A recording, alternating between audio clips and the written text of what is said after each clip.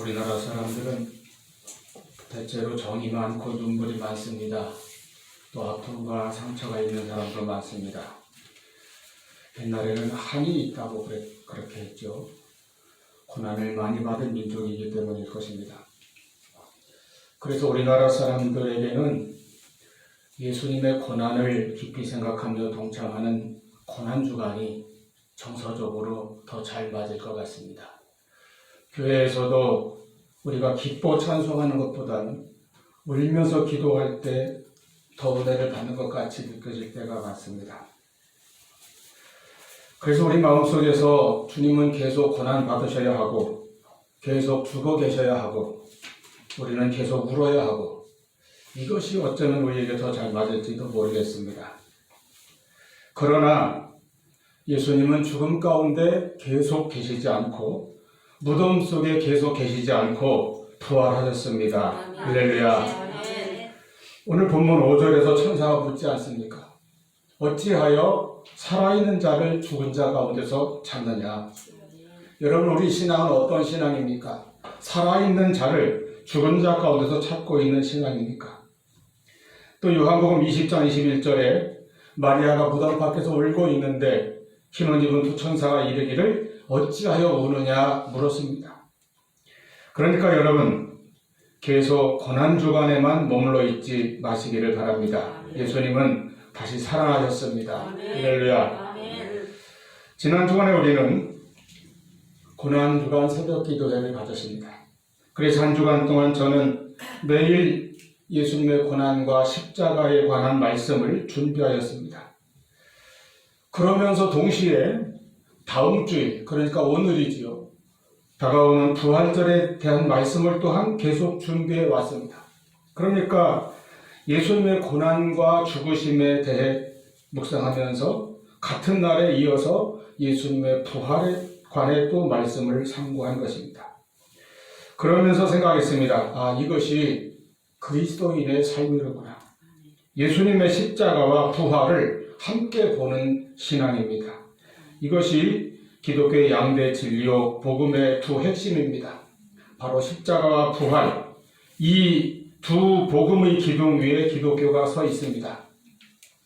그리고 이 두 진리는 오직 기독교만이 가지고 있는 유일한 복음입니다. 여러분, 오직 예수님만이 십자가에서 대속의 죽음을 당하셨습니다. 그냥 죽음이 아니라 대속의 죽음입니다. 또 오직 예수님만이 죽음을 이기고 부활하셨습니다. 역사상 그 누구도 알지도 보지도 듣지도 못했던 그 부활의 사건이 예수님에게 있었습니다. 세상에서 자기 종교, 자기 신앙 혹은 자기 신념이나 양심을 위해서도 죽는 사람이 있습니다. 그런 죽음은 어떤 면에서 순교라고 불릴 수도 있습니다. 그러나 예수님의 죽으심은 예수님 자신의 어떤 것을 위해서가 아닙니다. 인류를 구원하시기 위해 인간의 죄를 대신하셔서 그 벌로, 그 대가로 죽으셨는데 오직 예수님만이 그러한 죽음을 당하신 것입니다. 이 세상 그 누구도 나의 죄 때문에 대신 죽지 않았습니다. 그리고 또 다른 어떤 위대한 사람도 종교의 창시자든 참으로 의로운 혹은 순교적인 죽음을 당한 사람이든 그대로 무덤 속에 묻히고 끝났습니다. 그들의 웅장한 무덤이 있습니다. 그러나 예수님은 무덤을 남기지 않으셨습니다. 빈 무덤만을 남기고 예수님은 부활하셨습니다.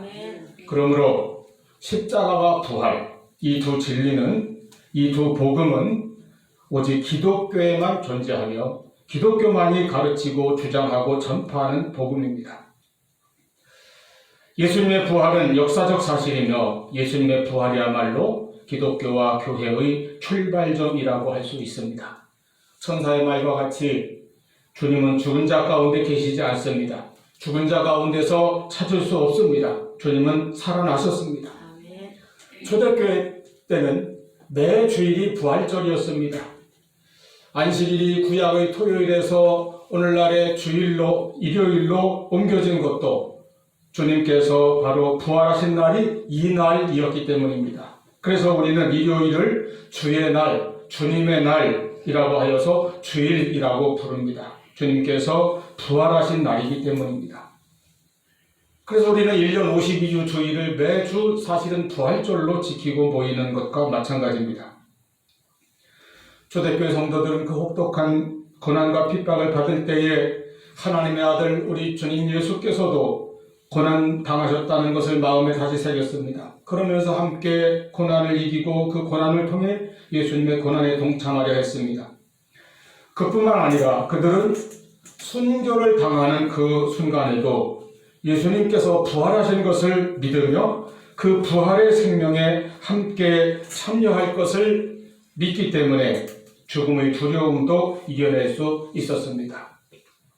그들은 여러 가지 어려운 현실과 고난에서 아무리 심령이 침체되고 혹은 두려움으로 낙심에 빠질 지경에 처하여도 주님이 살아계십니다. 이 말만 들으면 그들도 다시 살아났습니다.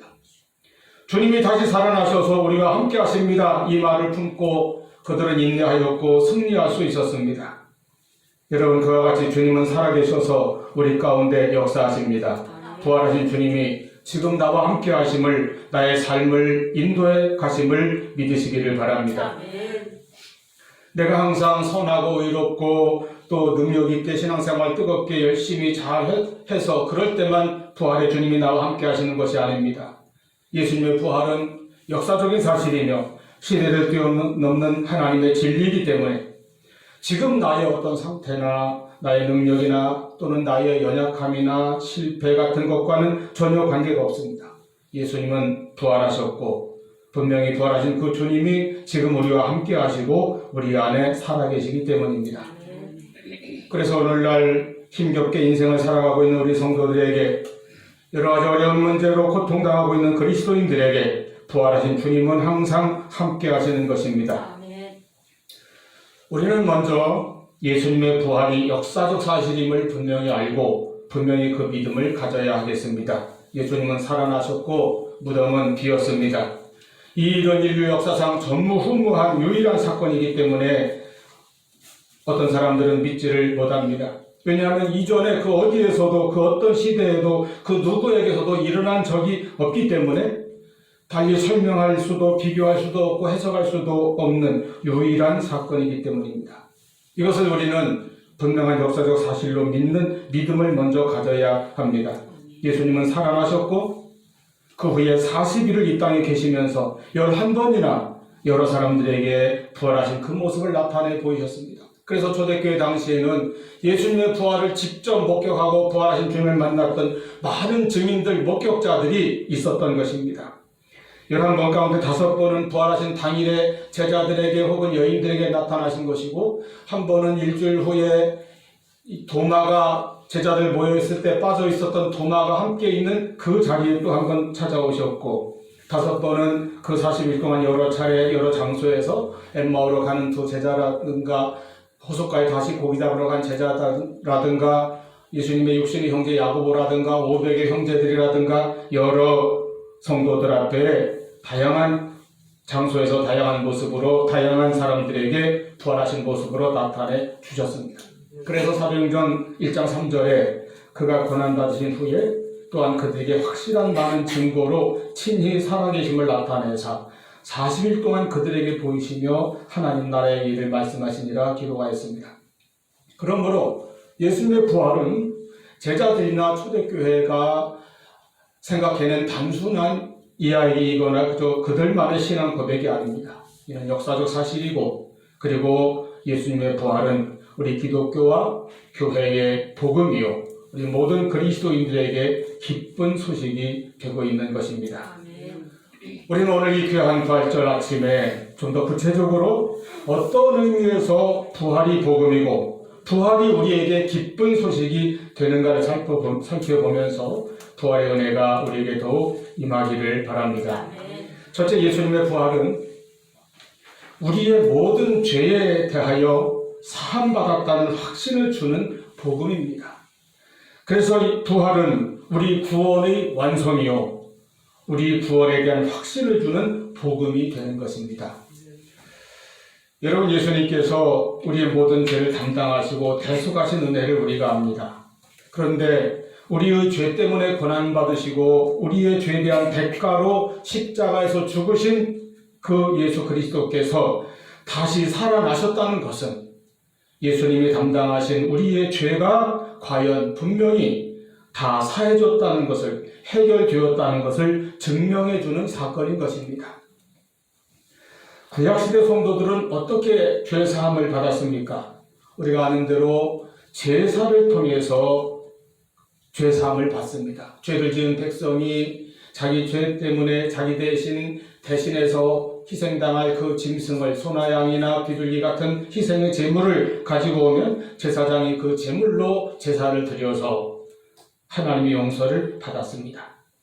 그런데 이렇게 개인적으로 제사 드리는 것 말고 이스라엘 백성들이 1년에 한 번씩 대속죄일이라고 하는 아주 중요한 날이 있습니다. 대속죄일 날 전체 이스라엘 백성들의 죄를 한꺼번에 사함받기 위한 제사를 드렸습니다. 이 대속죄일에는 대제사장이 1년에 하루 유일하게 그날은 지성소에까지 들어가서 제사를 드렸습니다. 그래서 하나님이 그 제사를 받으시면 이스라엘 백성들 전체가 죄사함을 받고 또 1년을 살아갈 수 있었습니다. 그래서 대속죄일에 대제사장이 하나님 앞에 드리는 그 제사가 연락되었느냐, 이것이 결정적으로 중요합니다.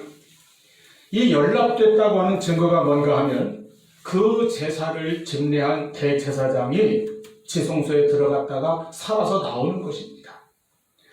본래 성전에는 이 성소와 지성소 사이에 휘장이 막혀 있었어요. 아무도 그 휘장 안에 들어갈 수 없고 들춰볼 수도 없었습니다. 제사장이라 할지라도 성소에까지만 들어와서 제사를 드릴 수 있었습니다. 일반 백성들은 성전 뜰에까지 올 수 있었습니다. 지성소에는 아무도 들어갈 수 없습니다. 거기에는 하나님의 임재를 상징하는 법궤가 있었습니다.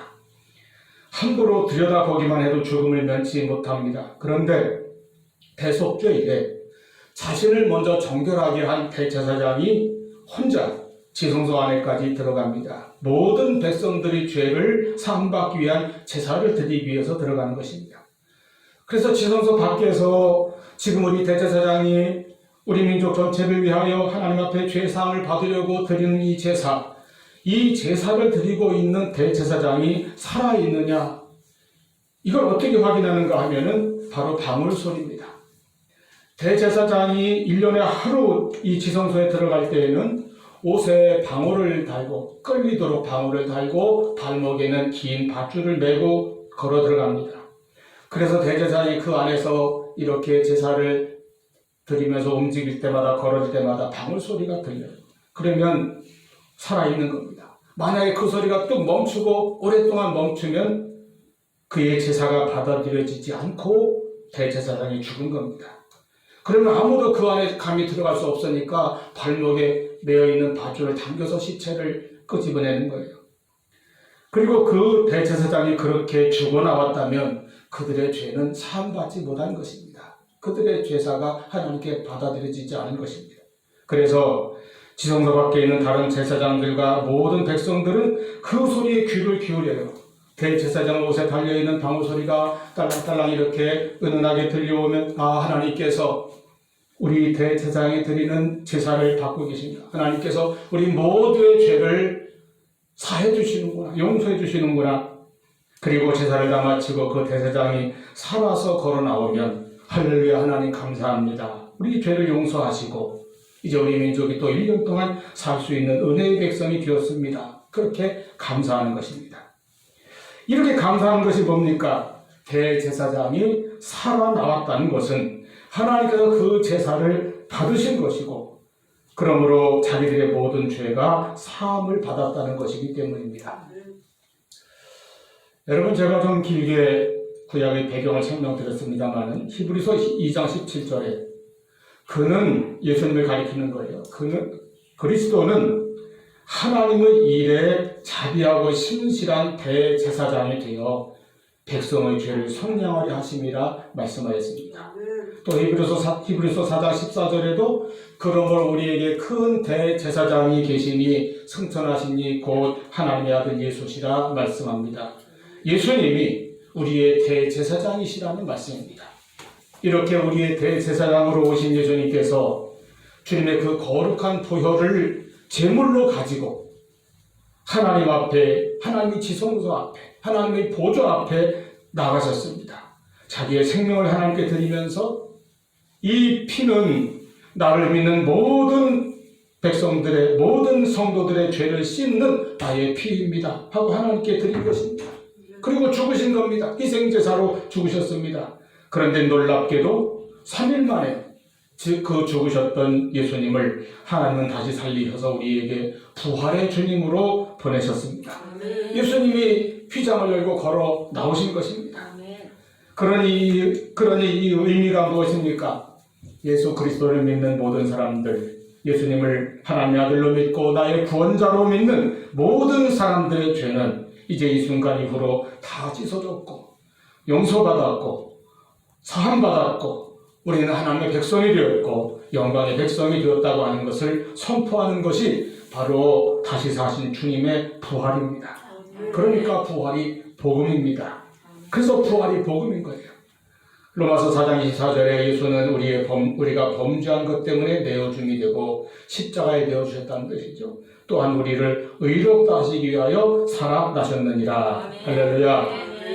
여러분, 예수님이 살아나신 것은 그래서 우리가 역사적으로 한 2000년 전에 그런 일이 있었구나 이렇게 한 번만으로 그치는 단순한 지나가버린 사건이 아닙니다.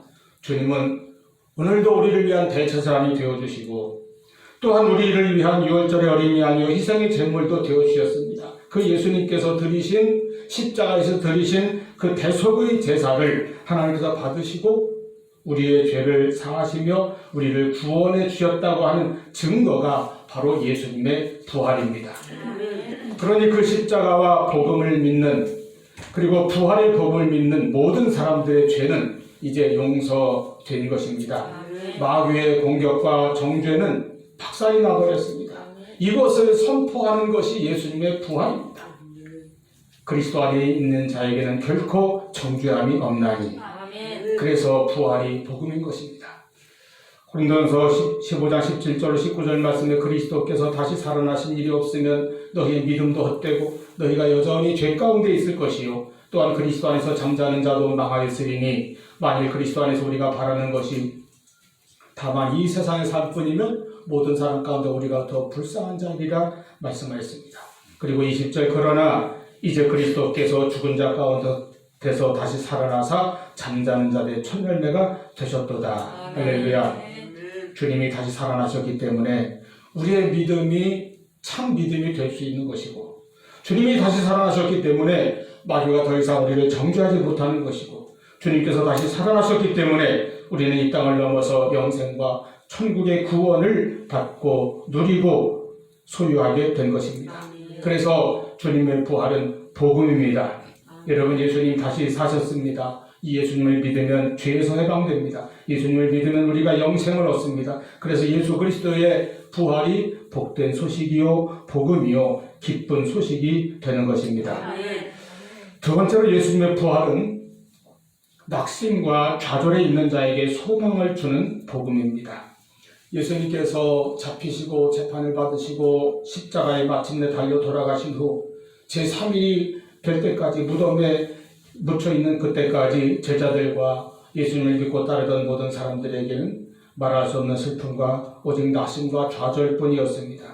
특히 모든 것을 버리고 예수님을 따랐던 제자들에게 예수님의 죽음은 자기들의 꿈과 미래까지도 산산이 부서지는 절망의 체험이었습니다.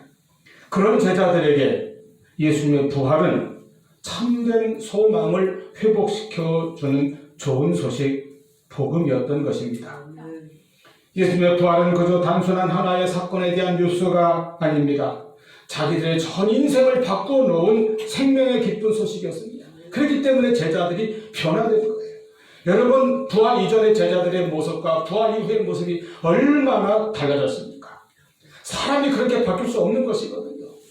그렇게 나약하고 연약하고 비겁하고 예수님을 부인까지 했던 저 골방에 불도 켜지 못한 채 숨어서 두려워 떨던 제자들이 담대히 나아가서 생명을 아끼지 아니하고 부활의 복음을 전했습니다. 무엇이 그들을 바꿀 수 있었습니까? 오직 예수님의 부활이 그들을 근본적으로 속에서부터, 속사람에서부터 바꾸어 놓았다는 것입니다. 여러분, 그러므로 우리에게도 예수님의 죽으심과 부활은 반드시 나의 인생과 관계가 있는 소식이어야 합니다. 그냥 들려오는 다른 객관적인 뉴스가 아닙니다. 나를 위해서 예수님께서 죽으셨고 나를 위해서 예수님께서 사셨다고 하는 믿음이 우리에게 있어야 한다는 것입니다.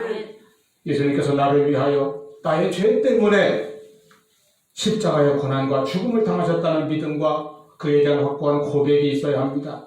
그리고 예수님은 나를 위하여 부활하셨다. 이 믿음이 있을 때에 예수 그리스도의 부활이 내 삶에 들어와서 나에게 진정 의미가 있고 능력이 되는 그러한 복음이 될 수 있는 것입니다. 예수님의 십자가 죽음이 분명 나를 위한 사건인 것처럼 예수 그리스도의 부활 역시 나를 위한 하나님의 거룩한 은총임을 깨닫고 감격해야 하는 것입니다. 오늘 우리 현실에도 제자들이 경험한 낙심과 좌절, 절망과 고통의 순간들이 수없이 찾아올 것입니다. 때로는 나의 연약함과 무력함을 뼈저리게 실감할 때가 있습니다. 돌아보면 온통 나의 삶이 후회로 얼룩져 있고 실망과 자기 자신에 대한 낙심뿐일 때가 많습니다. 사회 현실도 마찬가지입니다. 진실이기 때문에 정의가 아니라 힘과 권력이 있기 때문에 나만이 정의이고 정의라고 주장하는 그런 뒤틀린 사회 속에서 온갖 불의와 불공정과 위선이 진실과 정의의 가면을 쓰고 있는 그 허위 속에서 우리가 분노하고 좌절할 때가 있습니다. 마치 예수님을 십자가에 못 박고 무덤에 장사 지낸 후 커다란 돌로 문을 막고 권력자의 인봉으로 봉쇄해버린 그 3일 동안이 암흑기였던 것과 같습니다. 여기에 제자들의 절망이 있고 예수님을 믿고 따르던 이들의 낙심과 상처가 있습니다.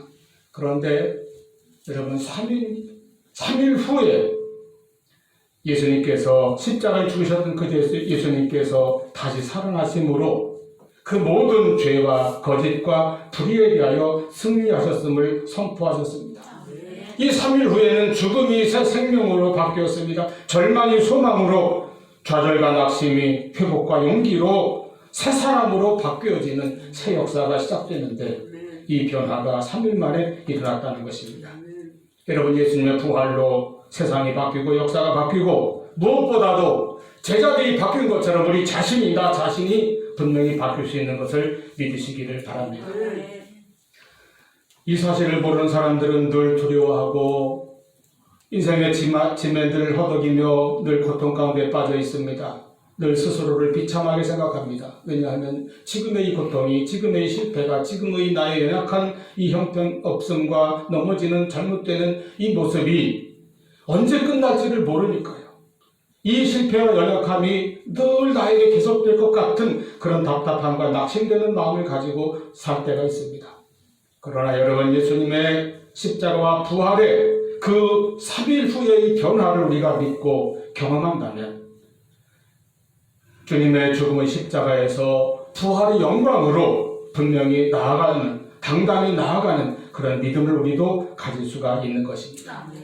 3일 후면 바뀐다고 하는 믿음과 소망을 우리가 가질 수 있는 것입니다.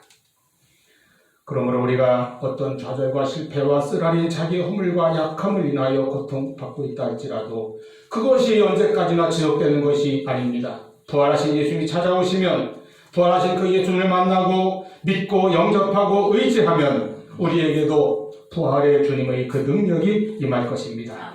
그러므로 항상 부활의 주님이 나와 함께 하심을 믿고 의지하며 나아가시기를 바랍니다. 세 번째로 예수님의 부활은 불안과 두려움에 떨고 있는 자에게 평안과 기쁨을 되찾아주는 복음입니다. 그래서 기쁜 소식입니다.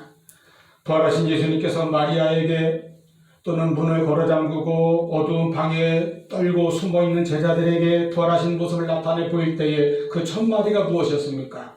평안하냐? 또는 너희에게 평강이 있을지어다. 이 평안을 주시는 부활의 주님이십니다.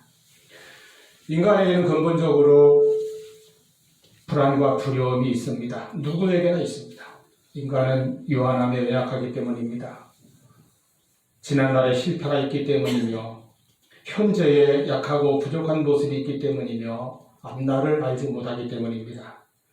우리는 약해서 자주 넘어지고 실패하기 때문입니다. 이 세상에는 두려운 것이 참 많기 때문입니다. 얼마나 우리를 괴롭게 하는 악한 것들이 많이 있습니까? 그러나 이런 것들 때문에 우리가 마음의 평안을 빼앗기고 평안이 없다 할지라도 우리에는 다시 믿음을 가지고 소망을 가지고 일어날 수 있는 그런 성도도 될 수 있기를 바랍니다. 때로는 우리가 어떤 믿음과 소망과 평안을 가지고 있는 것 같다가도 우리는 작은 일 하나만 만나도 그 일 때문에 마음의 평안이 순식간에 전부 다 깨져버리는 경험을 할 때가 있습니다. 왜냐하면 작은 일이라도 그 일이 우리 생각 전부를 붙잡고 끌고 갈 수 있기 때문입니다. 그런 생각에 잡혀버려서 우리 마음의 평안이 없어지는 것입니다. 내 마음을, 내 생각을 내가 잘 지키지를 못할 때가 많습니다. 그런데 오늘 부활의 주님께서 말씀하시지 않습니까? 너희에게 평강이 있을지어다. 여러분, 이 주님이 주시는 평안을, 이 평강을 잘 받아서 항상 간직하고 누릴 수 있는 우리가 될 수 있기를 바랍니다. 이것이 바로 믿음이에요. 지금 부활하신 주님이 우리 가운데 살아서 역사하고 계십니다. 나의 연약함 가운데, 나의 부족함 가운데, 때로는 나의 실수와 실패와 반복되는 잘못과 허물 가운데에서라도 부활의 주님을 우리가 모시고 살아갈 수 있기를 바랍니다. 그러면 분명히 살아계신 주님께서 내 안에서 역사하실 것입니다. 그때 내 안에서 뭔가 작지만 어떤 일이 시작될 수 있습니다. 그것은 부활의 주님께서 나에게 믿음을 통하여 역사하시는 것입니다. 그러므로 어떤 일이 있어도 낙심하지 마시기를 바랍니다. 복음을, 말씀을 붙드시기를 바랍니다. 계속 소망을 가지시기를 바랍니다. 믿고 기도하시기를 바랍니다. 여러분, 불안과 두려움에 사로잡혀 패배하지 마시고 내 안에서 분명히 역사하시는 부활하신 주님의 능력이 나와 함께하는 것을 깨닫고 믿는 부활 신앙을 가지시기를 바랍니다. 예수님 부활의 소식은 우리가 죄사함 받고 구원받았다는 것을 확증해주는 복음입니다. 낙심과 좌절에 빠져있는 우리에게 살아있는 소망을 주는 복음입니다. 불안과 두려움, 실패나 연약함에 빠져있는 자에게 평안과 승리를 주는 복음이요 기쁜 소식입니다. 할렐루야. 기도하시겠습니다.